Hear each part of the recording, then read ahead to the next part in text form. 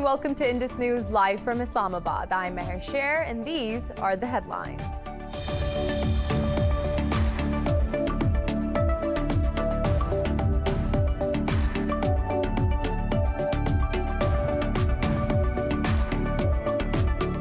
Pakistan's Prime Minister Imran Khan has reminded the international community of its unfulfilled promise to Kashmiris. Addressing a rally on Kashmir Solidarity Day in Azad Kashmir, Khan said Muslims across the world support Kashmiri's struggle for freedom. Khan urged India to restore Kashmir's autonomy and hold talks with Pakistan. He said the fascist Indian government is not only a threat to regional peace but also dangerous for the Indian society. Meanwhile, rallies were held across the country to express support to the just struggle of Kashmiris for their right to self-determination.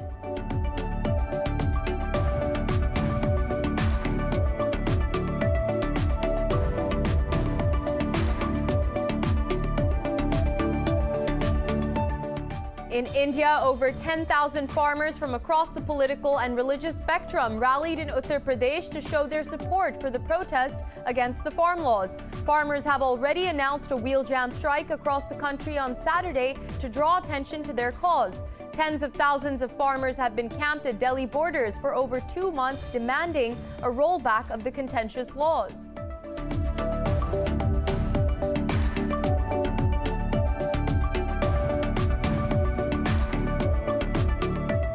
In Myanmar, teachers and students staged a protest in Yangon as anger against Monday's military coup gains momentum. Some healthcare workers have already gone on strike, while others are performing their duty wearing symbols of defiance such as a red ribbon.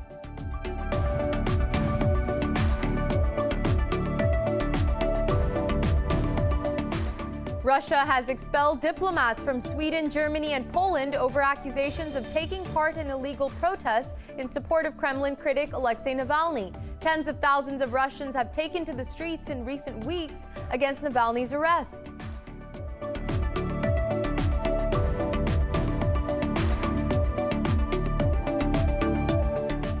The U.S. death toll from COVID-19 has surpassed 455,000, with 40,000 deaths recorded in the last 2 weeks.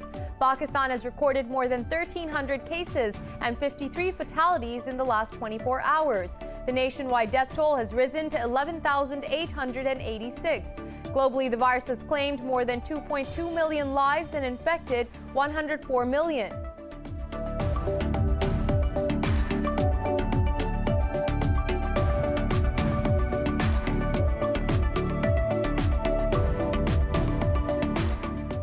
And in cricket, South Africa trailed Pakistan by 166 runs in their first innings of the second test at the Rawalpindi Cricket Stadium. The Proteas ended the day on 106 for 4 after bowling Pakistan out for 272 runs. Hassan Ali picked 2 wickets, while Fahim Ashraf and Noman Ali chipped in with 1 each.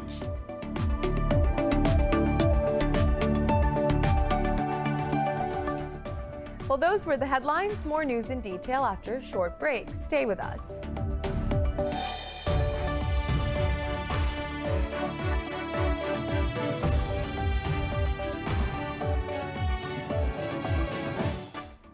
Welcome back. And now for the news in more detail. Pakistan's Prime Minister Imran Khan has reminded the international community of its unfulfilled promise to Kashmiris. Addressing a rally on Kashmir Solidarity Day, Khan said Pakistan and Muslims across the world support Kashmiri's struggle for freedom.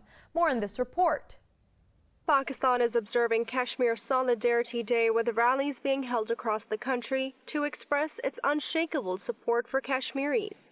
Special ceremonies were also held in Pakistan's embassies in several countries, including Spain, China, and Saudi Arabia. On this occasion, Prime Minister Imran Khan said the United Nations hasn't fulfilled its promise of plebiscite to Kashmiris even after 71 years. Khan urged India to restore Kashmir's autonomy and hold dialogue with Pakistan. He also said the Indian government's Hindutva ideology not only poses a threat to regional peace, but is also dangerous for the whole Indian society. Meanwhile, in a letter to the United Nations, Foreign Minister Shah Mahmood Qureshi said Indian actions clearly violate United Nations Security Council resolutions and international law. Qureshi also called for the release of incarcerated Kashmiri political leaders. Now, to discuss the Kashmiri struggle for freedom, we are being joined by Mashal Malik, a human rights activist. Mashal, thousands of Kashmiris, including your own husband, are languishing in jails for raising their voices against the Indian occupation. What do you have to say about the world community's, about the international community's consistent failure to ensure human rights in Kashmir? I think it's very, very important that we introspect this entire matter and think of a broad brush approach right now, because it's a political and a legal issue.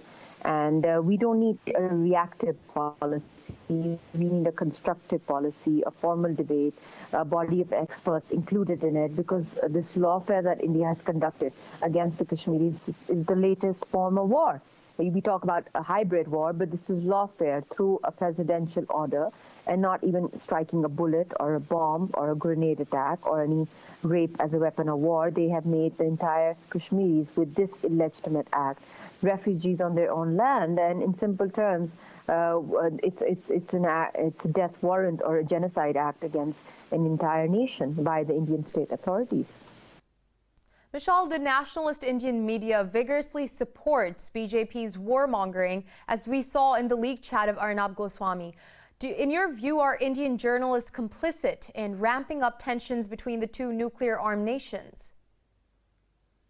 I think the Indian journalists, they are the army of the brigade of the Modi Sarkar, which is called the Godi media. That's what they call it over there. And they follow the die-hard RSS ideology, and Arnab Goswami should be named as the army chief of India, because the army chief is under depression right now after all those fake false flag operations being exposed to the world and killing their own army personnel just to gain a few more votes with the anti-Kashmir and anti-Pakistan narrative. And their hyper-propagandistic approach in the media has been fully exposed internationally, with the disinfo lab scandal coming forward to the world, where EU soil was used for campaigning against the Kashmiris and trying to connect our movement, God forbid, linked with terrorism, and also the terror funding case against the Pakistani state. So these are things which led to the fact of grey list. So I think now the world needs to open its eyes, and then the British Parliament hearing that took place and the WhatsApp chats that were leaked of Arnab Goswami, that is a big proof. It's ample proof that India has been involved in this blame game and the false flag operations, and then targeting another country and targeting the innocent Kashmiris and blaming them for such fake terrorist attacks.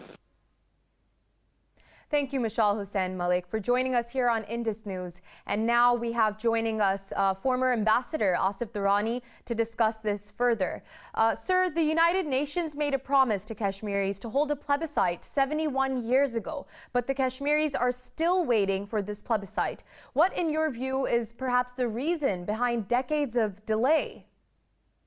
Well, there are many reasons. Number one is political, second is economic. And the third is the regional rivalries and politics. So when you talk about the political reasons, during the Cold War, it was possible. And then when this issue started in 1948 onwards, still the world had just come out of the destruction of the Second World War. So there were not many oppositions, even in the former USSR. They even supported the resolutions which called for the plebiscite. And mind you, it was India which took the matter to the United Nations, thinking that perhaps Pakistan would be reprimanded and then they could get the Azad Kashmir vacated, while India itself could maintain the occupation. That did not. That turned out to be, in fact, Pakistan was able to turn the tables. And in fact, and I think the American role was quite also obvious in supporting Pakistan. And then we should not also forget that most of the free world today, they were colonies of either the French or the British. So the voices and votes were quite limited. But now the situation has changed, especially after the end of the Cold War.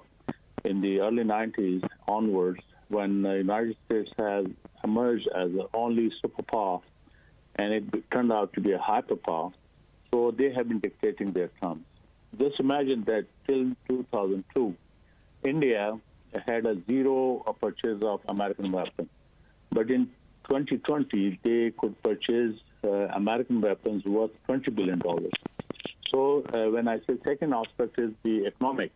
So India's economic clout has, in fact, got influence on these major countries, in fact, who have to be, in fact, part of this decision-making, especially at the UN Security Council.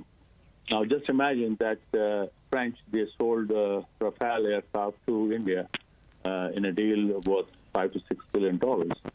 So how they are going to, in fact, not listening to the Indian version and then they listen to Pakistani version.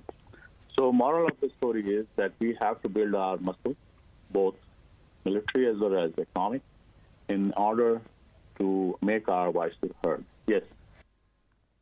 Sir, Pakistan has been consistently warning the world that the fascist Indian government is a threat to the entire region. How do you see this? How serious will the repercussions be if the international community continues to keep mum?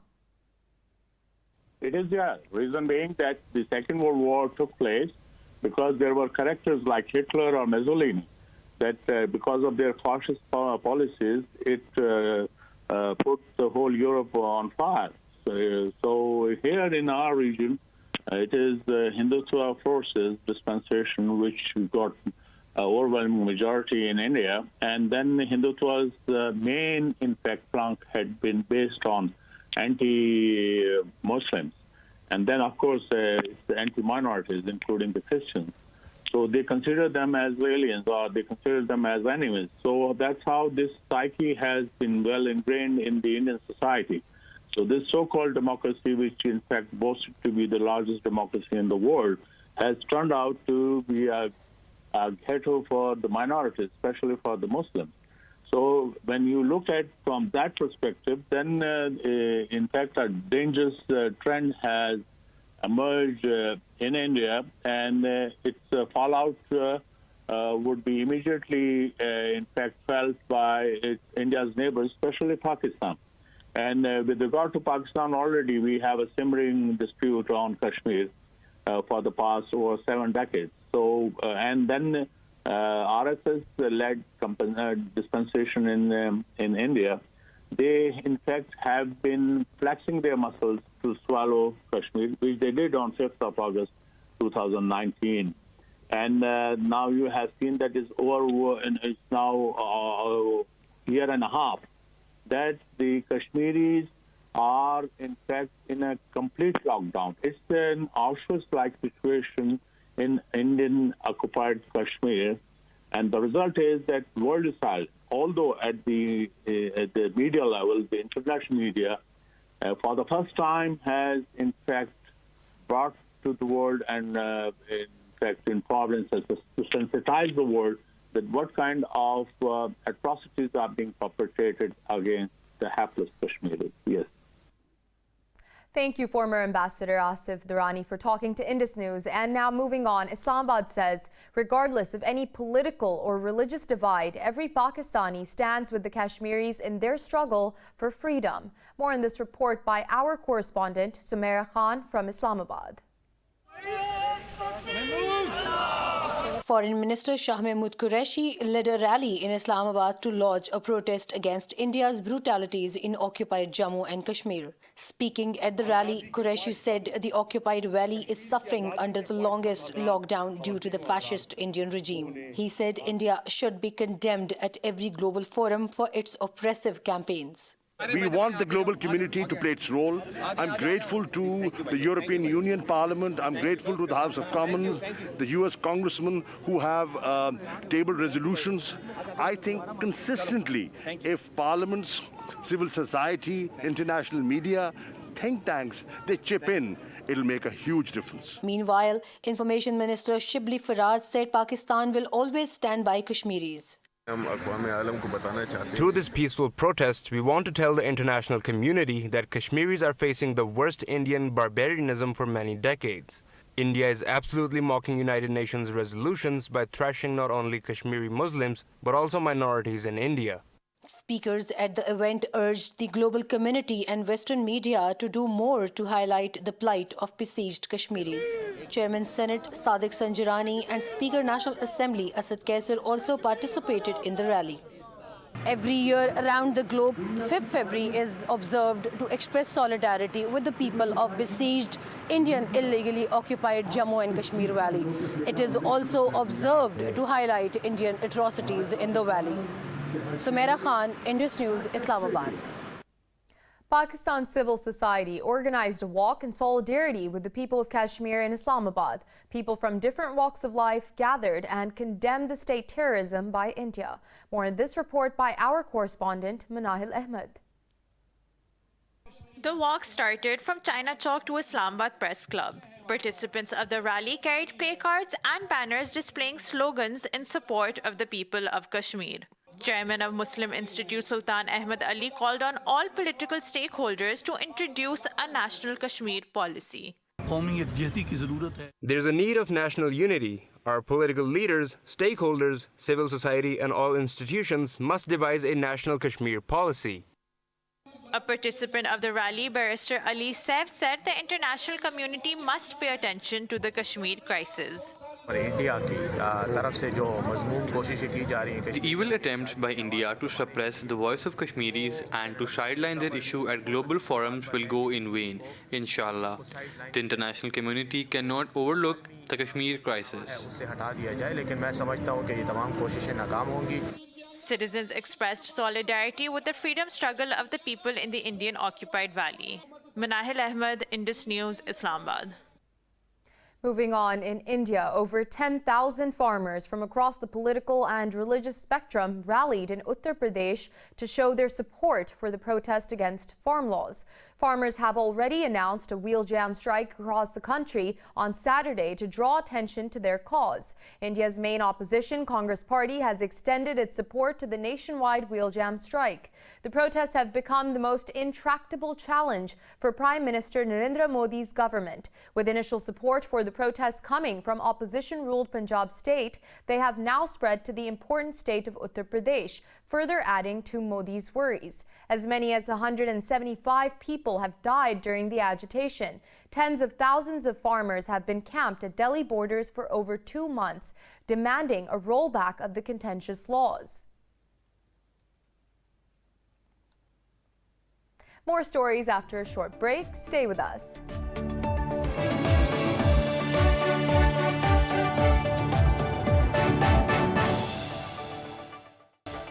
We're back. The Afghan government says 16 soldiers have been killed and 2 others wounded in a Taliban attack in northern Kunduz district. Kunduz officials say 2 security personnel were taken hostage during the raid on an outpost. The Taliban are yet to comment on the attack. Meanwhile, in another incident, 5 soldiers were killed and many were taken hostage in the northern province of Faryab.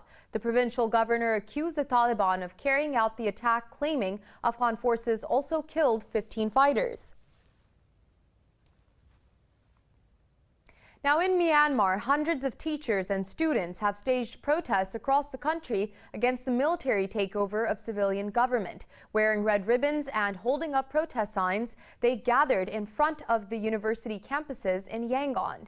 They called the military coup unlawful and expressed their wish for its failure. Teachers are the latest group to join a civil disobedience campaign, with some lecturers refusing to work with the authorities. The disobedience campaign began with doctors but has now spread to some government offices. Diaspora groups have organized protests in neighboring Thailand as well as Indonesia and South Korea. Earlier, UN Secretary General Antonio Guterres called on the international community to ensure Myanmar's coup fails. And President Joe Biden says the U.S. will no longer support a Saudi-led military offensive in Yemen. In his first visit to State Department as president, Biden said the war, which has created a humanitarian catastrophe, has to end. He said diplomacy is back at the center of Washington's foreign policy. More in this report. Ever since stepping into the Oval Office, President Biden has wasted no time in reversing U.S. policies during the past 5 years. After making major changes in the domestic domain in the first week of his presidency, Biden laid out his foreign policy vision during a speech at the State Department. While he fulfilled one of the key campaign promises by ending support for the Saudi-led war in Yemen, Biden pledged to defend the kingdom against all threats. This war has to end. And to underscore our commitment, we are ending all American support for offensive operations in the war in Yemen, including relevant arms sales. At the same time, Saudi Arabia faces missile attacks, UAV strikes, and other threats from Iranian-supplied forces in multiple countries. We're going to continue to support and help Saudi Arabia defend its sovereignty and its territorial integrity and its people. Contrary to his predecessor, Biden took a more stringent approach to Washington's ties with Moscow. He said the days of the U.S. rolling over in the face of Russia's aggressive actions, election interference, cyber attacks, and poisoning its citizens are over. Biden also approved an executive order to restore refugee admissions and to raise them back up to 125,000 persons annually. Now, Russia has expelled the envoys from 3 EU states, accusing them of taking part in protests against the jailing of Alexei Navalny. In a statement, the foreign ministry said Moscow considers the actions of the diplomats unacceptable. The move comes hours after the EU's top diplomat, Joseph Borrell, met Russia's foreign minister, Sergei Lavrov, in Moscow. During the meeting, Borrell said the bloc's ties with Russia were at a low point over Navalny's jailing. Tens of thousands of Russians have taken to the streets in recent weeks after the jailing of the Kremlin critic. Russian police have arrested more than 10,000 people at mass demonstrations across the country. And Russia has termed the recent remarks by U.S. President Joe Biden as aggressive and unconstructive. This comes a day after Biden warned the Kremlin to expect a more muscular U.S. approach in bilateral ties. In a statement, a Kremlin spokesman said that the remarks by the U.S. president were disappointing. Dmitry Peskov said any hints of ultimatums are unacceptable to Moscow, but he hoped for useful dialogue between the two countries in the future. Despite their disagreements, Moscow and Washington earlier this week extended the New START arms control treaty for 5 years. And Germany has welcomed U.S. President Joe Biden's announcement of halting any planned troop withdrawals from the country. The withdrawal has been temporarily suspended until a review of military deployment by Defense Secretary Lloyd Austin. In a news conference, Chancellor Angela Merkel's spokesman said deployment of U.S. troops in Germany serves the EU and transatlantic security. Stefan Seibert said the decades-long cooperation with the U.S. forces is highly valuable. Last year, former President Donald Trump announced withdrawing U.S. troops from Germany over Berlin's failure to meet NATO's defense spending target. Germany holds the largest American military base outside the United States.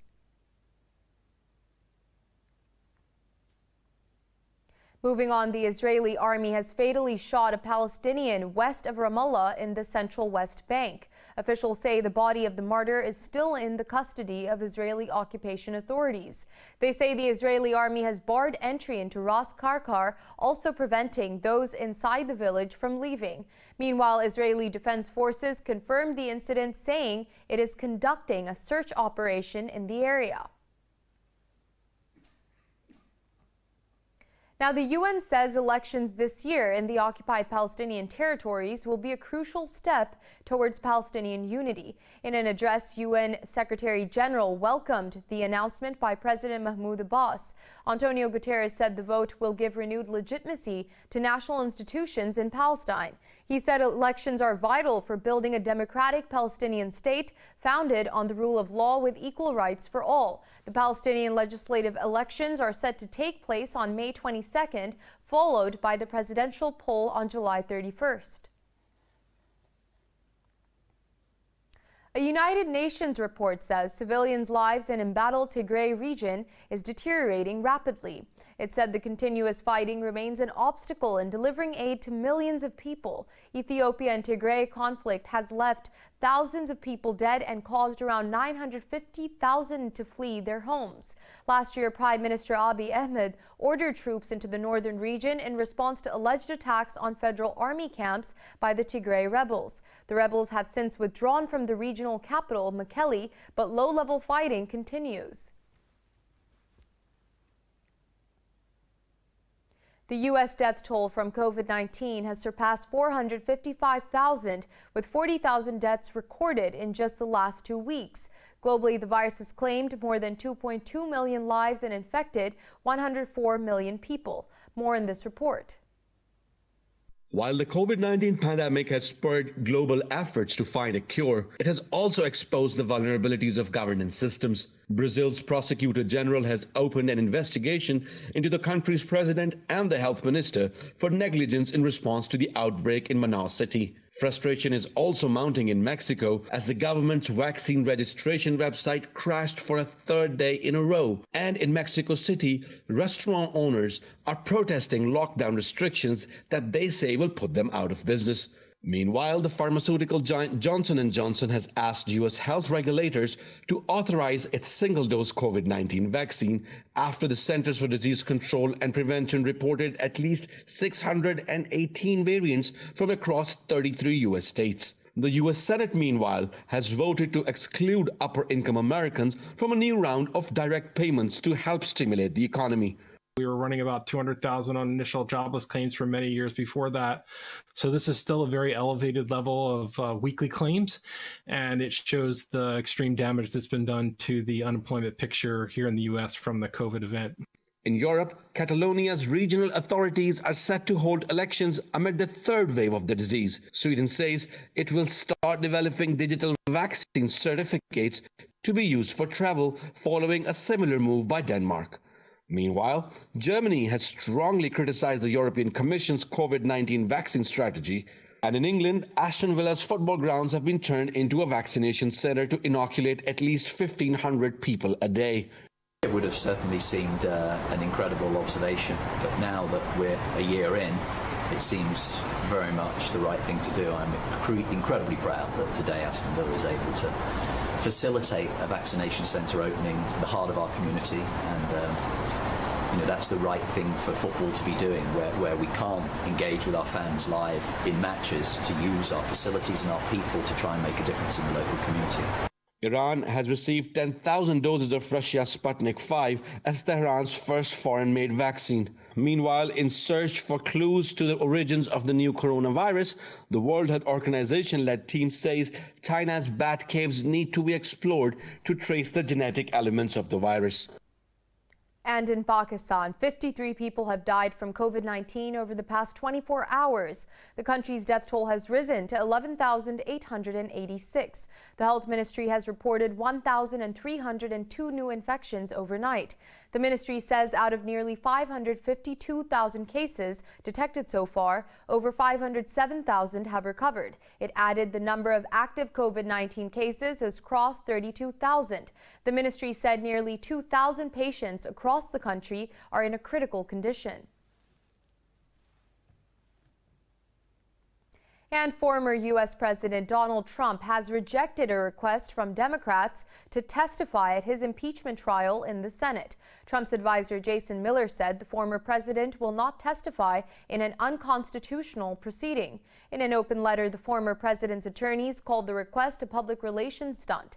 They said Trump was within his rights in rejecting the request.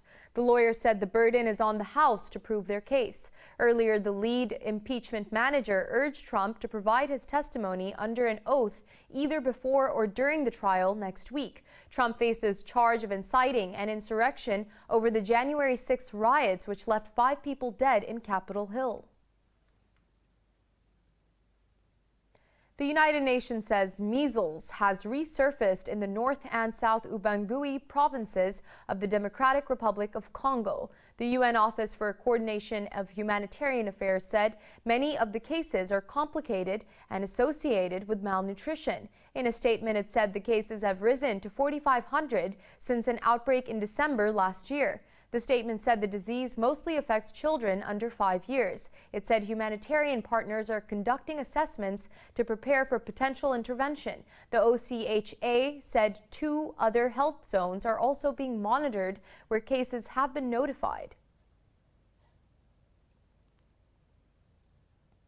Diners in Malaysia can now devour meals from inside their cars. A restaurant on the outskirts of Kuala Lumpur has opened a drive-in service for people longing to dine out amid COVID-19. Details of this ingenious restaurant in this report.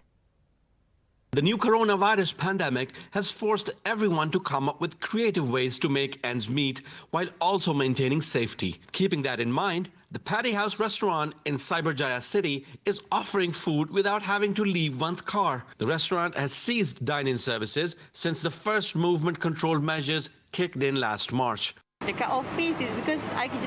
Today I am having lunch by myself. It's difficult to think where you want to drop by to buy food. But now I know that there's a drive-thru, so I just want to try it out and have a feel. It's okay and convenient.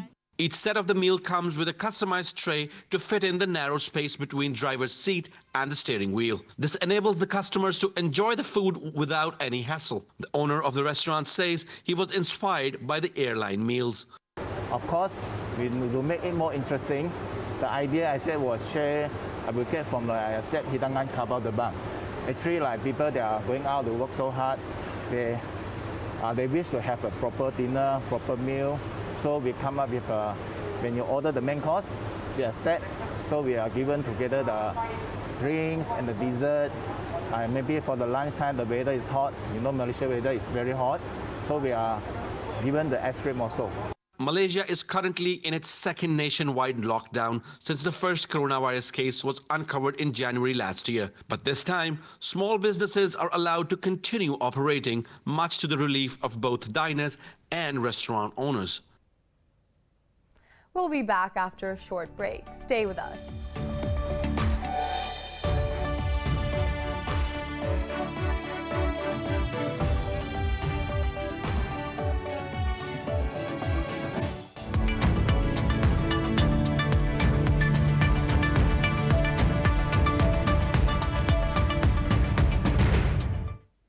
Let's look at the latest in business. The Wall Street stocks have climbed on signs of progress towards more economic stimulus and stabilization in the labor market. The Labor Department said the U.S. added 49,000 jobs in January, bringing down the jobless rate to 6.3%. Stronger than expected corporate results in the fourth quarter have also driven up the analysts' expectations. The indices of S&P 500 and DJI traded nearly 0.5% higher, while Nasdaq Composite traded 0.25% up. Meanwhile, the oil prices hit their highest level in a year, closing in on $60 a barrel amid supply curbs by OPEC+.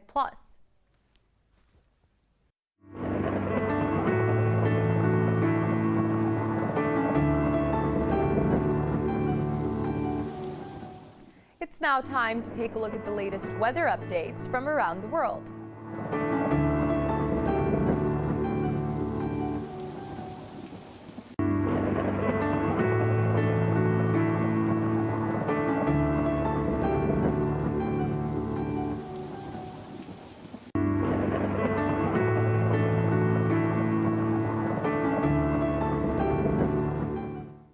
For the latest updates, you can follow us on social media at indus.news.